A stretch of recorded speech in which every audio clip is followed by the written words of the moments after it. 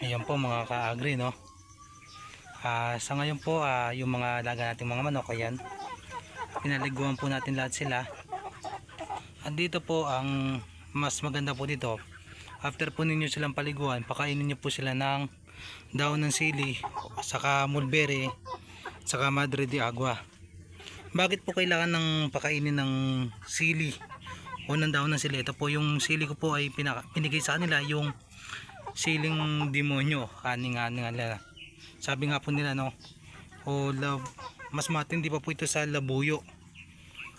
Ito pong siling demonyo na to ay pag kinagat mo nga po ito, ayan, no, kumakain. Pag kinagat po nila ito, kinain nila ang daon na to or yung mismong bunga, iinit po yung kanilang katawan. Tapos po kung may mga sipon man sila o sakit, pwede po matanggal yon. And then yung heartbeat po nila, mas maganda po yun, gaganda po yung pump o yung tibok ng kanilang mga puso, no, at medyo maiiwas po sila sa heart attack.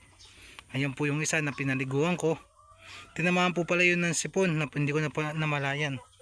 Kaya yun, nagbigay ako ng vitamin sa kanya kanina, saka ko siya pinaliguan para maging okay siya. Dito po meron din po mga iilan na may sipon, kaya nag vitamins na rin po tayo, na naglagay tayo ng vitamin sa kanila.